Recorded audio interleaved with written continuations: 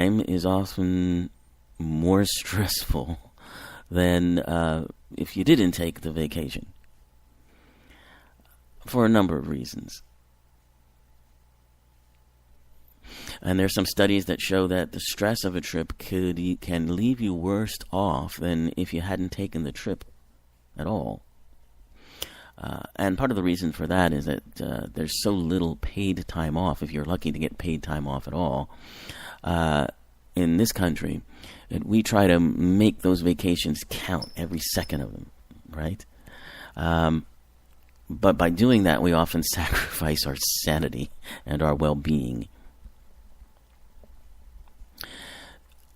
So one of the things that you can think about trying to do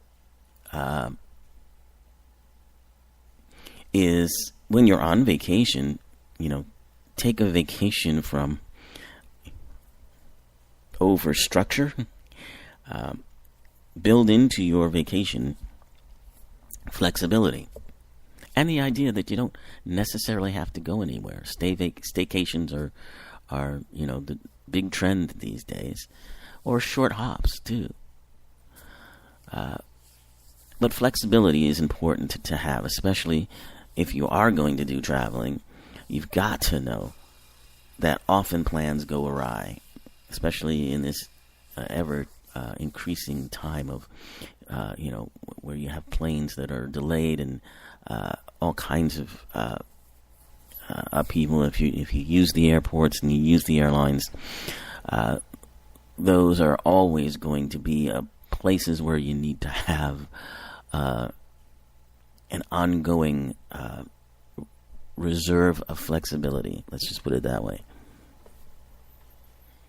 And when wherever you go, you should think about places that have multiple options, where you can do a number of different things, depending on the weather, right? If you go to the beach, that's great, but if it rains the entire time you're there, it's not so good. So you might want to pick places where you can have a variety of things to do. Maybe there's a beach available if the weather is good, but if it's not, then you've got maybe museums to go to, or theaters to see, or things of that nature. And also, some of the studies are showing that it might be important to take a break every 3 to 6 months, so that you take shorter breaks, throughout the year, instead of forcing time into one big chunk. And that puts a lot of pressure on that time, because that's your vacation and that's it. And if it doesn't go well, then you suffer a lot of disappointment, a lot of stress, and all of those kinds of things. So when you're thinking about a vacation and how to make it a good one, those are some ideas to keep in mind. Flexibility. Think about the things that leave you feeling refreshed and recharged, because that's what a vacation is supposed to be. And if you're stressing out too hard on the vacation, you might need a vacation from the vacation.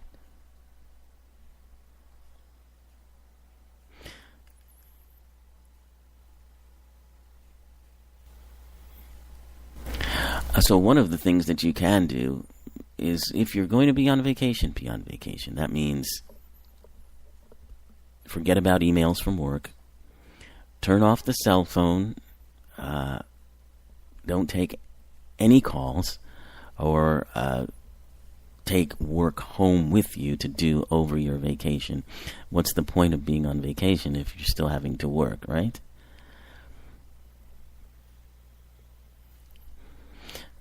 And sadly, and again, it's because here in this country, unlike almost all developed countries in the world, we do not have legally mandated paid vacations. If you happen to be working for a company that offers that to you, it's maybe 7 to 10 days a year. So if you break that down into percentages, it means that we're spending less than 4% of our total annual working hours on vacation. The idea in this country that still is, driving things here is that productivity. You get more productivity if your workers are working longer hours. And study after study has shown that is just simply not true. But to change the mindset of companies and employers is a hard thing to do.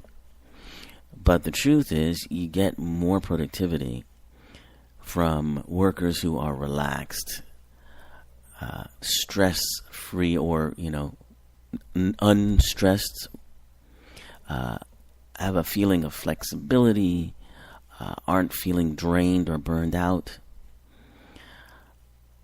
Anything that an employer can do to support that will be supporting that employer's and that worker's productivity.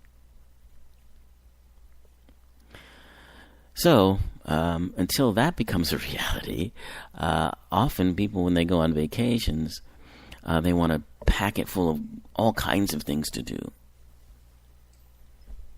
And it could be fun. I mean, you could be out doing all kinds of things all the time, but you don't get much rest. So, if you do that, taking the vacation every 3 to 6 months, a day or two,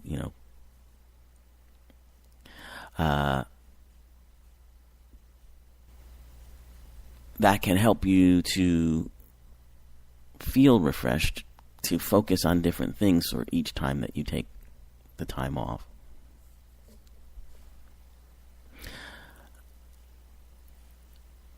If you do physical activity, make sure it's something that's not too strenuous. Swimming, snorkeling, golf or walking, things that you're used to. It can be very, very relaxing, and you can get a lot of benefits. If you decide you're going to climb Mount Everest, maybe you might want to rethink that. And keep your schedule loose and flexible. If you're traveling by plane somewhere, long distances, remember the jet lag. Try to stay away from caffeine or alcohol before or during the flight, although those are things that we tend to gravitate towards during our flight time just to make the time go by. But those things can increase a sense of jet lag. Try to adjust your eating schedule to, if you're going into a new time zone, for instance, try to adjust your eating schedule as you're flying into that time zone. For instance, if you're flying to, let's say, China, and everything is 12 hours ahead, it's actually a little bit easier. You're coming into China, and you're going to be landing around dinner time. Well, be prepared for that. And also, as far as jet lag is concerned, it's easier flying west than east, because that's closer to your natural rhythms. To go to bed later when it's still dark out, rather than earlier, which when it's light. So it's easier to fly west than east. And if you're in the east and flying west, then coming back is always where you're going to get that jet lag thing. And again, as I mentioned, leave the work behind.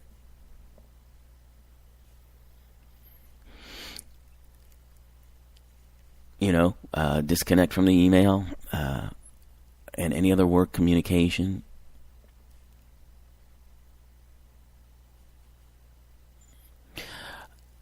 Now, some people feel like they can't do that, particularly if you have, a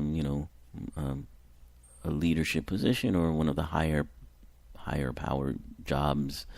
And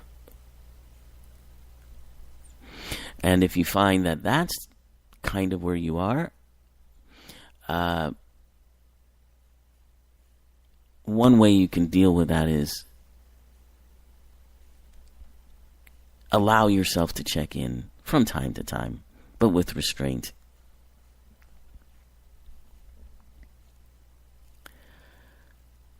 And if you have employees or a team that's depending on you and they have an important project, you might want to check in just for your own peace of mind, because that will be distracting as well.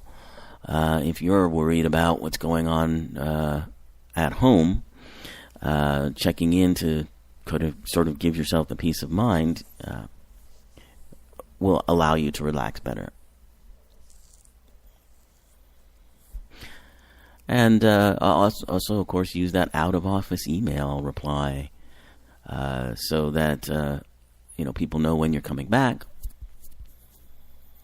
And program it to say that you're coming back a day later than you actually are, so you have a day to get yourself together before you're overwhelmed.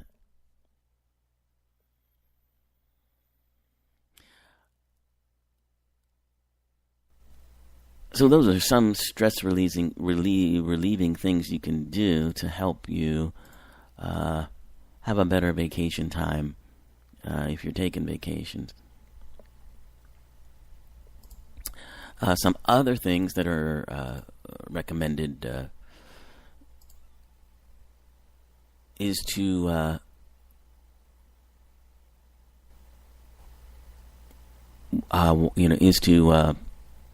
build in some time for stress relievers like meditation, if you can. And also yoga poses, which we're going to talk about in just a moment. I have 2 yoga poses for you that you can try out this summer for 2 different reasons.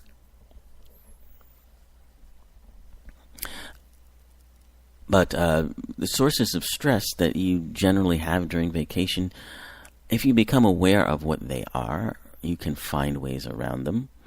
If your stress is tending to be money related, because we know, vacations, travel is very expensive. That's one thing to be aware of that you can moderate by either saving or building a budget or not taking a trip that seems like it will be more stressful in a monetary sense than it needs to be. Sometimes, unfamiliar places, hotels, if you're going to different languages, or just the disruption of the routine. If you're a person that loves to have the daily routine, those are all things to think about when you're taking your vacation, and that can inform how you do it. Now, some of the symptoms of stress, in a vacation situation would include, headaches, nausea, maybe upset stomach, bowel problems, worrying, feeling tired and unsettled, poor sleep,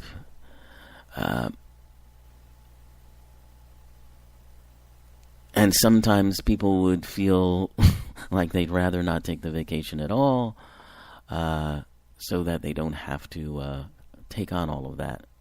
And that's kind of sad. So if you suffer from vacation stress, make a list of what those stressors are and try to think about it differently too, A lot of times during your vacations, you may respond to stressful situations, or you may respond to being on vacation by eating and drinking the wrong things. A lot of people, when they're on vacation, think getting drunk is the best way to go, and it might not be.